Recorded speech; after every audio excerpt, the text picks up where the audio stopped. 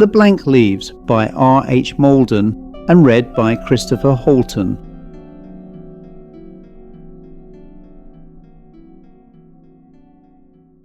Before we begin, a few words about tonight's story. The Blank Leaves was written by R.H.Malden, one of the earliest and most accomplished followers of the great ghost story writer M.R. James, first published in the early decades of the 20th century and later collected in 9 Ghosts, published in 1943. The tale belongs firmly to the tradition of the antiquarian ghost story that James did so much to establish. Malden was not merely an admirer of James, he knew him personally for more than 30 years and openly acknowledged his debt to the master. Like the finest stories of that tradition, The Blank Leaves begins quietly and rationally. There are no crashing spectres, no Gothic castles, and no lurid revelations. Instead, Malden builds his unease gradually through scholarship, old documents, forgotten history, and the unsettling suspicion that something long concealed has not remained entirely dormant. The story's title itself hints at one of the recurring themes of classic supernatural fiction, the notion that absences can be as disturbing as presences. Missing words, erased records, and unexplained gaps in the historical record often conceal truths that are best left undiscovered. As the narrative unfolds, what initially appears insignificant begins to acquire a growing and increasingly sinister significance. Readers familiar with M.R. James will recognize many of the pleasures of the Jamesian tradition: the scholarly narrator, the careful accumulation of detail, and the gradual intrusion of something profoundly unwelcome into the ordinary world. Yet Malden brings his own distinctive voice to the tale, creating moments of genuine unease, and one particularly memorable apparition that has lingered in the minds of readers for decades. So settle into your chair, draw the curtains against the night, and join me as we turn the pages of R.H. Malden's quietly disturbing tale, The Blank Leaves. Mr. Edward Withington was a gentleman somewhat past middle age. Deafness had compelled him to give up a considerable practice at the bar, which his friends hoped would have raised him to the bench. He was a widower without children, so his existence had become rather solitary. Fortunately, however, he developed a strong taste for research into pedigrees and family history of all kinds. This led him to make numerous journeys to various parts of the country to make extracts from parish registers, copy tombstones, and take rubbings of brasses, and so provided him with exactly the sort of occupation and interest which he needed. It would be difficult to picture a much more placid pursuit. Indeed, to many people it might appear to be almost dull. But one of these expeditions led to a very curious experience, the history of which is here set down in his own words. He told it to me about 3 years after it had happened. I was tracing the history of a family named Bolsover, which I knew to have settled in Lincolnshire some time in the reign of Queen Elizabeth, and I had reason to believe that if I went to a little village, which I will call Snettesby, I should stand a good chance of gathering some of the information which I required. Accordingly, upon a fine afternoon towards the end of October, I deposited myself at Scotland, the nearest railway station, and having engaged a room at the inn for the night, began to make some preliminary inquiries. I learned that Snettesby was about 3 miles off, and that it possessed an inn which my landlord did not feel able to recommend. Having ascertained this much, I thought I would walk over and have a look at it for myself. Unless the inn were quite impossible, it would certainly be more convenient to be actually upon the spot, as otherwise I should have to waste a good deal of time in getting to and fro. There were no motors in those days. My first impressions of Snettesby were favourable. It lay picturesquely enough round a village green, as is common in that part of England. Many of the cottages were of wood, but some were of old red brick, which had mellowed to a very attractive tint.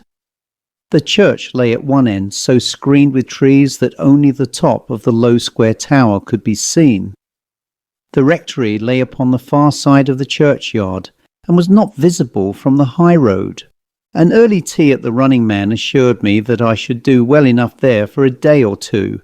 So I engaged a bedroom for the following night and arranged to have my bag sent for in the morning. On my arrival next day, I went to the rectory and explained the object of my visit. The rector made no difficulty about letting me have the keys of the church and of the safe in the vestry, where the parish registers were kept. I did not spend much time in the church. It was a good-sized perpendicular building dating from about 1440, to which some 17th century additions had been made. It did not differ from scores of others. The painted glass I judged to have been put in about 1850. The artist had held that biblical characters are best represented in yellow or magenta undergarments, with cloaks of apple green. As it was a bright sunny morning, the effect was inexpressibly vivid. There were no interesting monuments, and as soon as I had made sure that the mural tablets contained nothing which I wanted, I turned to the safe. Now, those who occupy their business in parochial registers know that they can never foretell their luck. Sometimes the books have been well kept and are in good condition. Sometimes, on the other hand, there are serious gaps in the entries, or page after page has become illegible from damp. Sometimes an entire volume may be missing, but the Snettersby registers seem to be as good as any which I have ever come across.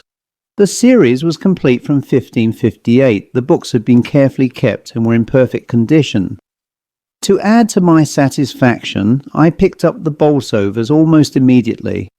I was at work on the Register of Burials, and had got past the middle of the 17th century when I came upon a page which differed from the rest. The entries did not cover more than 2/3 of it, and the remaining space was filled with a number of meaningless marks, or at any rate of marks which meant nothing to me. Some I recognized as Hebrew letters. One was undoubtedly a Greek phi. Others suggested runes, but I was not sufficiently familiar with runic lettering to be sure. There were also a number of other marks which I thought stood for the signs of the zodiac or something of that kind. In all, there were 45 characters, 9 in the top row, 8 in the second, and so on. The lines were all exactly the same distance apart, and the characters in each were carefully spaced. Whatever the purpose of the performance might have been, considerable pains must have been expended on it. Well, I thought, someone must have wasted some of his time over this, but as it can't help to fix the dates of the deaths of Tobias and Shalumiel Bolsover, which is what I am after at this moment, I don't see why it should lead me to waste any of mine. I turned over, but found the next 2 pages blank. Probably they had stuck together when the book was new, and so had been turned over as one by accident. On the 3rd page, the entries began again in a different hand. At this point, I thought it time to return to the Running Man for lunch. I left the book open upon the table with the written sheets containing the extracts which I had made beside it. When I came back, I noticed at once that my papers had been disarranged. I had left them in a neat heap with a sheet half covered with writing on top. Now they were strewn all over the table, and 1 or 2 were on the floor. A blank sheet lay beside the open volume, as if inviting me to begin upon it. My first thought was naturally that it had been done by a gust of wind, but the vestry window was shut, as it had been all the morning.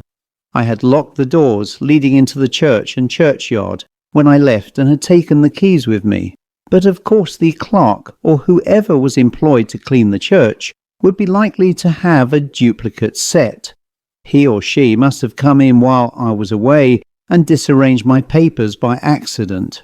I soon had them in order again and went on with my pursuit of the Bolsovers.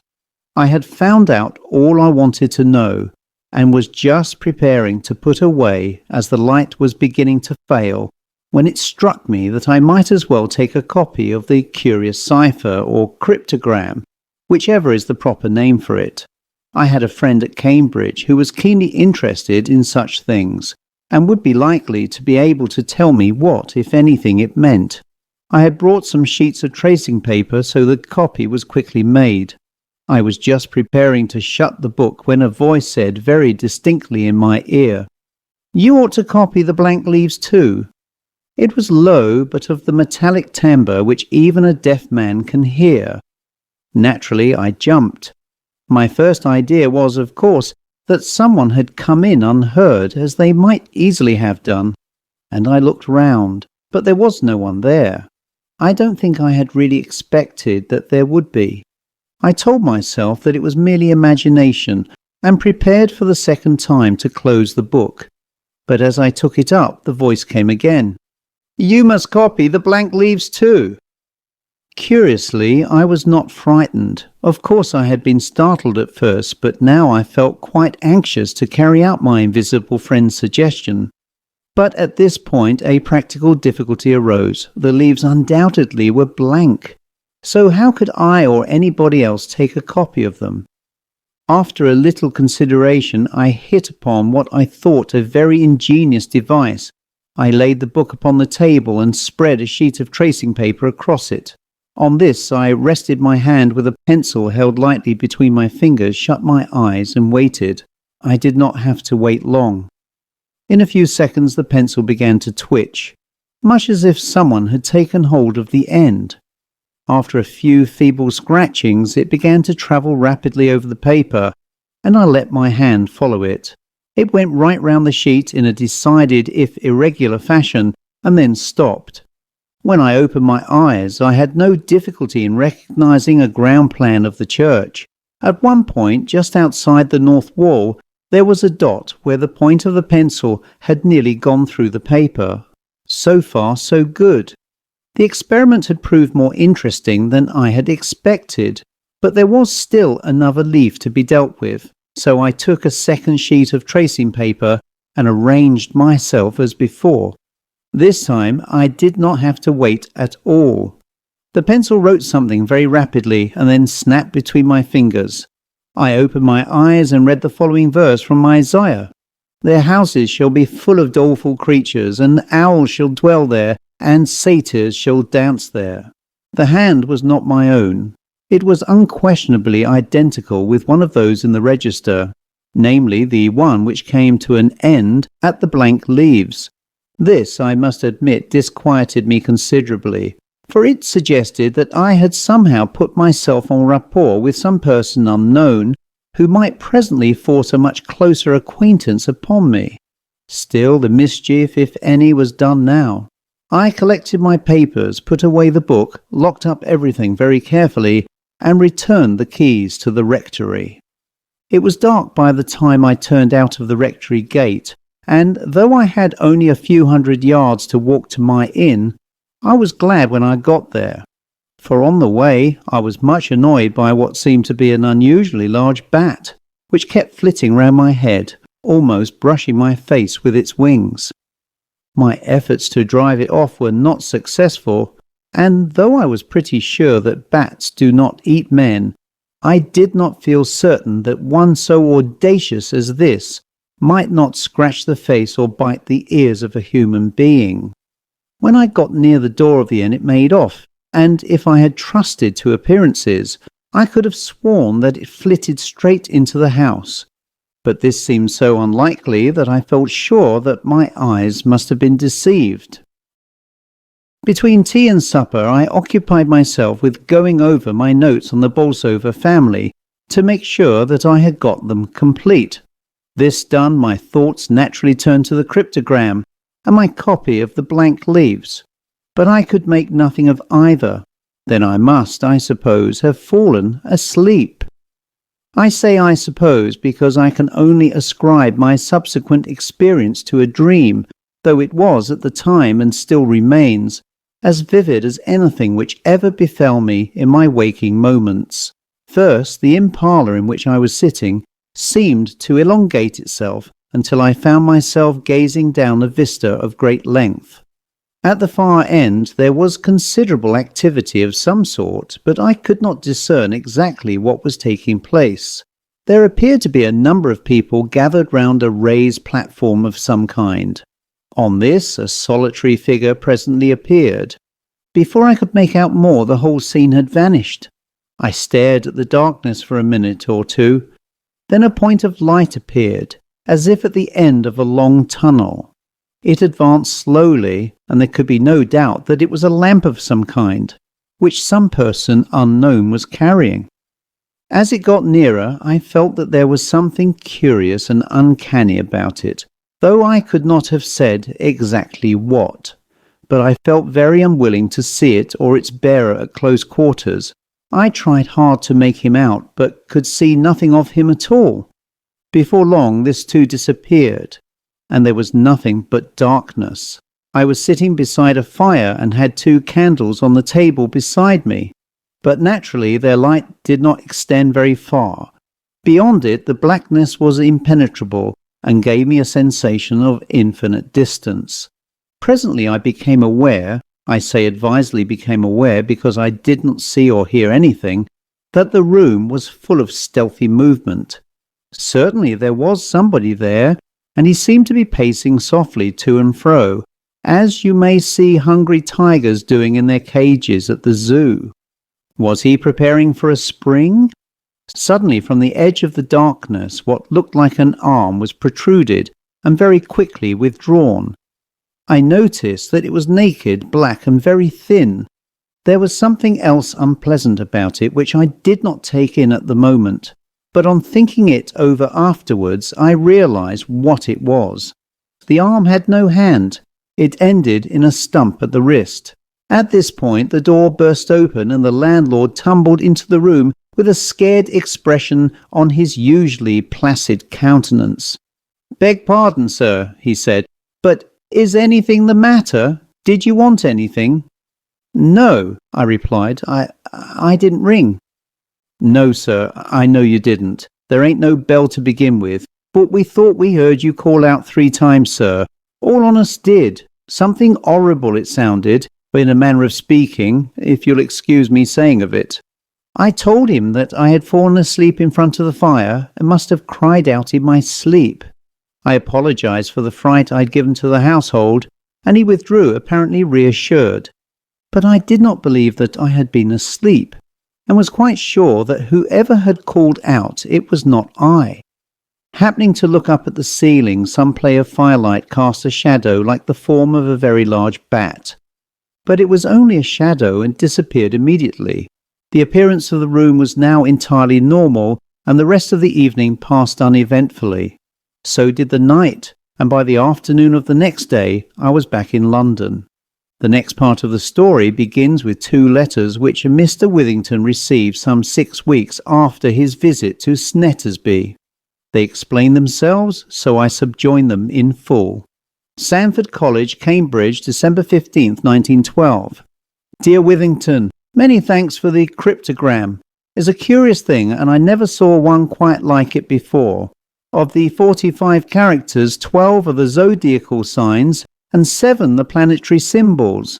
The remaining 26 are letters. You are right in thinking that 11 of them are runes. There is 1 Greek, and the other 14 are Hebrew. I thought that the presence of a solitary Greek letter meant that Greek was the language. I transliterated accordingly, and after a little juggling got the following sentence. Let us stand in righteousness, let us stand in fear. The phrase comes in the Greek liturgies and had a great vogue in the West as a charm. I don't suppose most of the people who used it knew what it meant or where it came from. I don't doubt that is what it is here. It looks as if your friend had dabbled a bit in unlawful arts, but what precisely he thought he was up to I can't say. Yours ever, J.L. Masters. The Rectory, Snettersby, Lincolnshire, December 16th, 1912. Dear Sir, I must ask you to forgive me for what may seem to be an impertinent inquiry, but I hope you will recognize that I have good grounds for making it. When you examined our registers in October, did you notice anything remarkable in them, or did anything in any way odd or unusual befall you? I ask because ever since your visit, Our quiet village has been troubled in a curious and quite inexplicable manner. The disturbances, which it seems difficult to assign to any natural cause, have increased steadily until life has become almost intolerable. On the day of your departure, a labourer who happened to be passing the churchyard after dark was pelted with stones and clods of earth. After this had happened several times to other people, we set a watch, assuming naturally that it was the doing of some mischievous boy. But we could find no one, and our vigilance seemed only to increase the activity of our invisible assailant. On other occasions, people have been thrown violently to the ground without being able to see who had attacked them. Beside this, we have been visited by a perfect plague of owls and bats. The hooting of the owls makes sleep difficult at night, and the bats find their way into the houses in a most extraordinary fashion. Nothing has as yet occurred during the daytime, but with the approach of dark, the entire village falls into a state of panic, which is evidently shared by the animals. The horses seem to feel it most, and in 2 or 3 cases have become quite unmanageable. So far no serious injury has been inflicted upon anyone, but we cannot tell what the next development may be. As the beginning of the disturbances seems to have coincided with your visit, I am writing to you in the hope, I admit a faint one, that you may be able to throw some light upon them. Yours very faithfully, James R. Towers. 2 hours after the receipt of these letters, Mr. Withington was in the train on his way to Cambridge. A long consultation with masters resulted in the dispatch of a telegram asking whether they could both be put up at the rectory for a day or 2. The following afternoon found them at Snethersby, and from this point the story can be most conveniently continued in Mr. Withington's own words. By the time we had finished what we had to tell, it was dark, and I think we were all conscious that a slightly creepy feeling had come over us.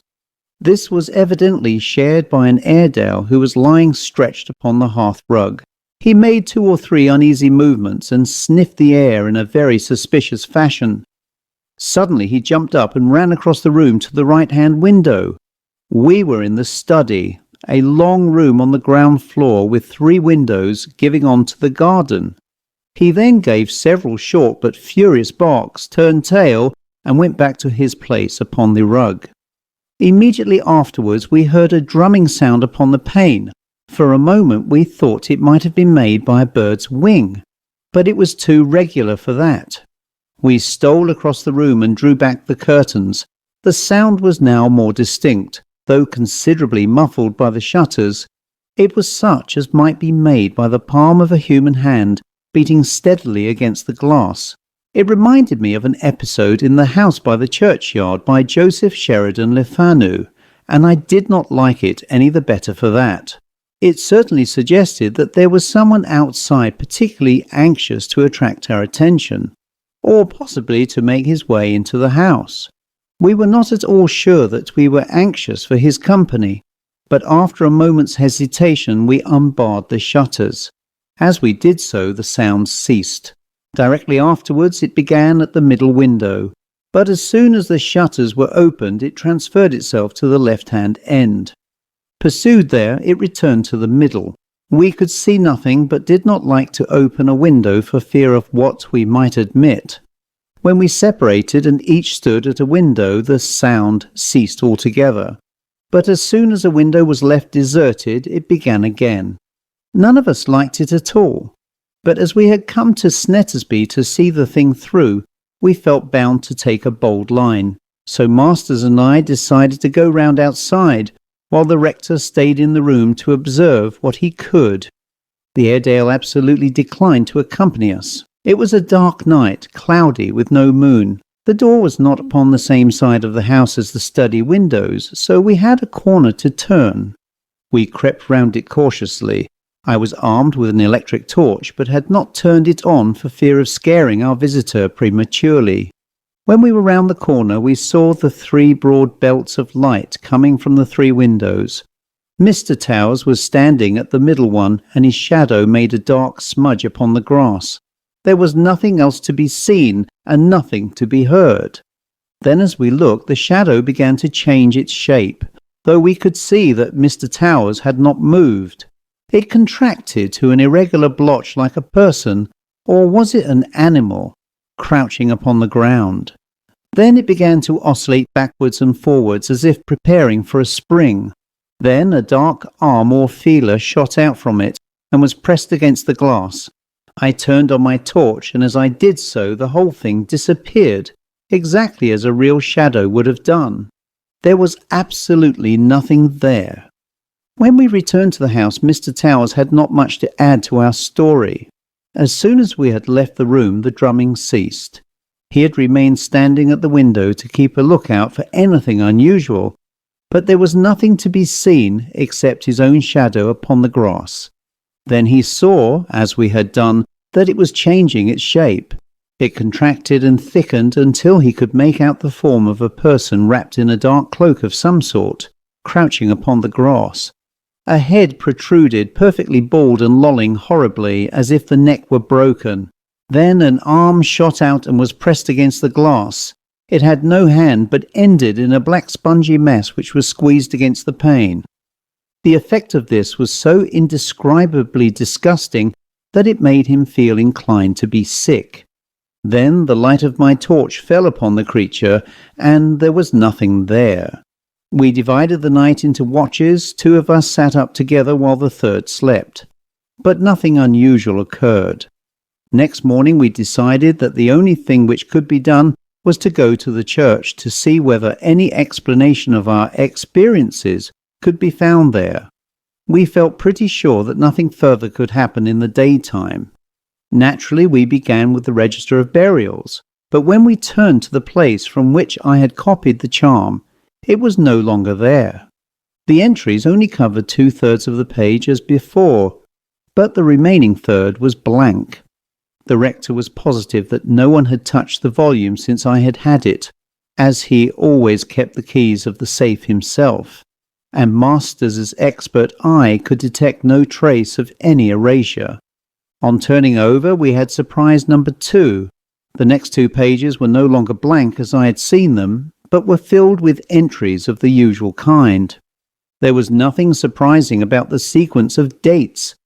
The last before the place from which I had copied the charm was 21st July 1672. The first after it, in a different hand which continued for several years, was October 14th of the same year. Our only remaining hope seemed to be in my plan of the church, and we could think of no better course than to dig at the point outside the north wall where my pencil had made a deep dot in the paper.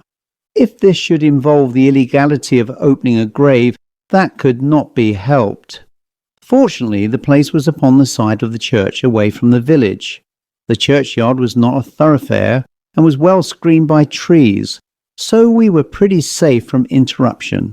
We got 3 spades from the rector's potting shed and set to work. Being amateurs, our progress was rather slow, and it was not until we had got down about 3 feet that I struck my spade upon something hard. This proved to be a small object, some 10 inches square by 5 deep. It was thickly coated with pitch, and as it was not heavy, we judged it to be a wooden box. Here, at any rate, was a find. We took it to the rectory and got tools to break it open. This took some little time, as we had to chip the pitch off with a chisel before we could find the fastening of the lid. But at last we came upon some screws, which proved easier to turn than we had expected. The box contained a small and very light package done up in canvas. We unripped this carefully, and Masters unrolled it upon the table. We found a dried human hand. A right hand which had been severed at the wrist with a very sharp instrument. The skin was intact, but there seemed to be no vestige of fat or gristle between it and the bones. The fingertips were blackened as if they had been scorched by fire. Of course, this made us certain that we were on the right track, but as there were still a good many gaps to be filled in, we turned again to the box to see whether it had any more information for us. Sticking to the bottom was a small wad of paper tightly folded. It was not easy to detach this without tearing it, but at last we got it off in good condition. The inside contained some lines of writing, and though the ink was a good deal faded, Masters, who was very expert in such matters, had little difficulty in deciphering it. It was in a late 17th century hand, and ran as follows: Ye hand of Richard Partridge, sometime clock of this parish, who was hanged on September 1st in the year of our Lord 1672. I have done worse, and suffer ye reward of my misdeeds. Lord, have mercy upon me. William Archer. I said. There's evidently a history here. I wonder what it is. And we seem to be nearly as far as ever from any satisfactory explanation. I suppose it was Partridge who came to the house last night. Are we to offer him his hand if he comes again, or what? For the last few minutes Masters had been looking very grave. He now said suddenly, and with great emphasis, "Burn those tracings of yours. I don't think I'm a superstitious man, but I don't like this one little bit, and so I say burn them." We were standing in front of the fire in the study. I took the 3 sheets from my pocket and, without saying anything further, threw them onto the blaze. I had been intimate with Masters for many years, and knew that he was not easily moved and did not say what he did not mean. They caught at once. A feather of ash whirled up the chimney and was gone. "Well," I said, "that's the end of them. But now what are we to do with the hand?" We turned to look at it where we had left it lying upon the table, but it was gone. The box was there, and the canvas wrapper. So was the paper. But of the hand itself there was not the slightest trace. Yet we had not had our backs turned for more than a few seconds. While we stared blankly at one another, there came from somewhere outside the melancholy hoot of an owl. "There are 2 things I want to do now," said Masters, "and if you'll both come with me we can just manage them before the light goes. First, I want to put back the box where it came from, and then I want to have another look at the register." The first task was quickly performed. We had cut the top sods carefully, and when we had put them back felt satisfied that in a few weeks the place would show very few signs of having been disturbed. Then we adjourned to the vestry. Masters, who had remained silent since we left the house, took the 17th century volume and began to read the entries while we waited. He had hardly had the book in his hands for more than a minute when he said, half to himself and half to us, "I thought as much." Then he read aloud, "September 5th, 1673. William Archer died September 1st. The verdict of the Crowner's Quest was the visitation of God." "Visitation of God," he went on. "Well, I fancy we are in a position to correct that verdict. Partridge must have got him all right on the anniversary of his own execution too. I wonder how he managed it.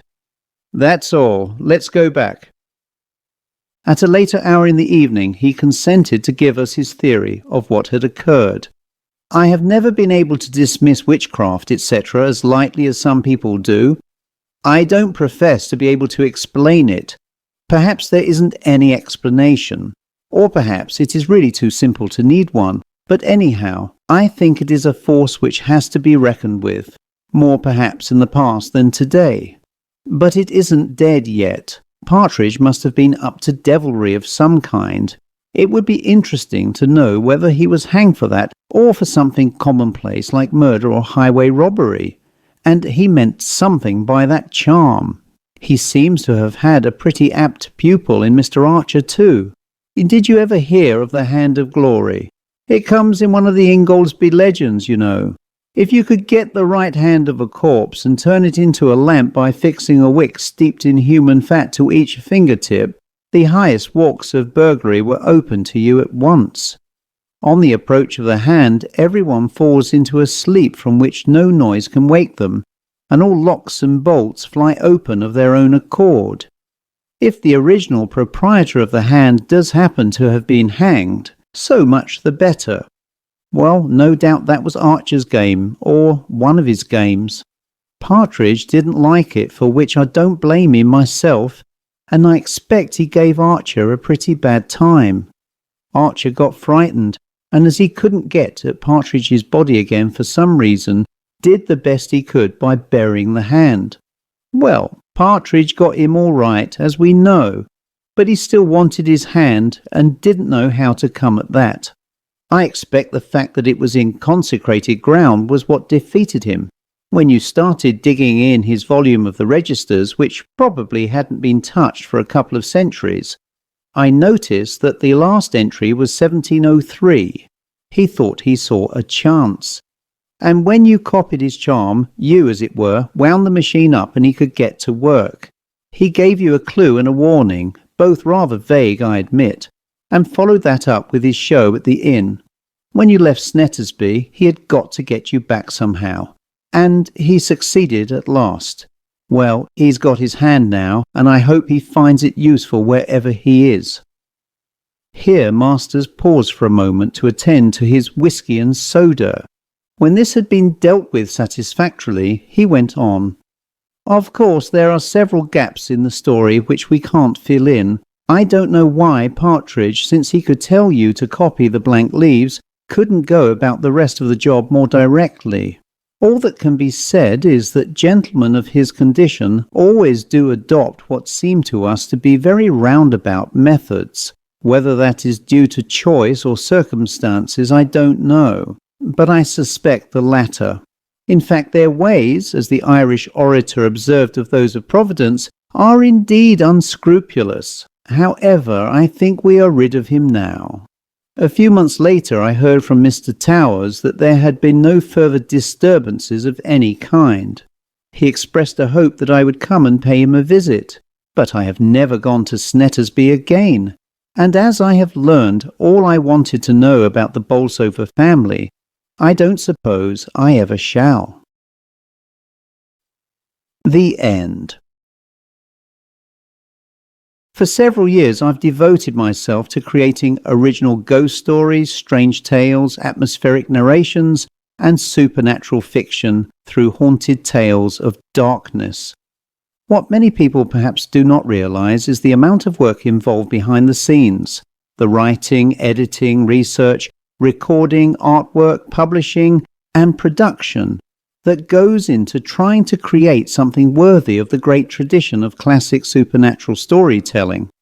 I continue to do it because I genuinely love the work. Some months ago, however, YouTube effectively removed my ability to earn revenue from the channel, claiming that my content was somehow inauthentic. I was far from alone in this, as many other readers, writers, and narration channels were similarly affected. Ironically, this has happened at a time when the platform itself is increasingly flooded with AI-generated material. Part of the issue, I suspect, is that YouTube strongly favors midstream advertising, which is completely at odds with the kind of immersive storytelling experience I try to create. Interrupting a ghost story midway through with loud advertising breaks the atmosphere and destroys the flow for both reader and listener alike. A number of people have asked whether there is another way to support the channel and my writing directly, and that would be by supporting me through Patreon for anyone who wishes to help support future stories, books, narrations, and projects. There is absolutely no obligation, of course. Watching, listening, commenting, and sharing the work already helps enormously. But for those who would like to contribute monthly or simply leave the occasional gift of support, it would be deeply appreciated and would directly help me continue creating new material. Thank you to everyone who has followed and supported Haunted Tales of Darkness over the years.